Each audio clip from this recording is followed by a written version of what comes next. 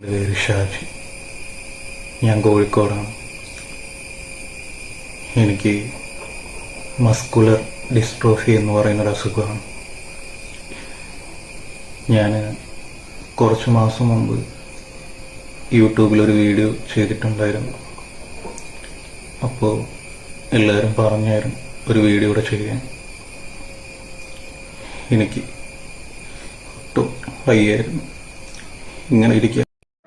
ഇപ്പം നിങ്ങൾ ഈ ഒരു കണ്ട വീഡിയോ കാണുമ്പോഴത്തേന് ഈ ഒരു വ്യക്തിക്ക് വയ്യ, തീരെ വയ്യ എന്നുള്ളൊരു കാര്യമൊക്കെ പറയുന്നുണ്ട്. ഈ ഒരു ഫുൾ വീഡിയോയിൽ പറയുന്ന കാര്യങ്ങളെന്ന് പറഞ്ഞാൽ എനിക്ക് പൈസയുടെ ആവശ്യമുണ്ട്, നിങ്ങളൊക്കെ സഹായിക്കണം എന്നുള്ള രീതിയിലാണ് ഈ ഒരു വ്യക്തി പറയുന്നത്.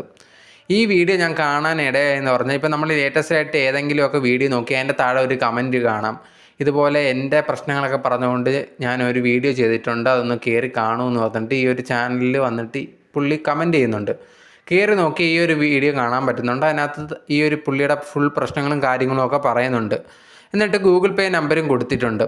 ഇതിൻ്റെ ഒരു വട്ടം ഞാൻ ഇതിന് കുറേ നാളുകൾക്ക് മുമ്പ് കണ്ടിട്ടുണ്ടായിരുന്നു. അത് കഴിഞ്ഞിട്ട് പിന്നെയും ഞാൻ ഒരു സമയത്ത് ഇതേ ഒരു കമൻ്റ് ഇടുന്ന കണ്ടിട്ടുണ്ട്. അന്ന് നോക്കിയപ്പോൾ വേറൊരു അക്കൗണ്ടിൽ നിന്നാണ് ഇതേ പുള്ളിക്കാരൻ കമൻ്റ് ഇട്ടേക്കുന്നത്.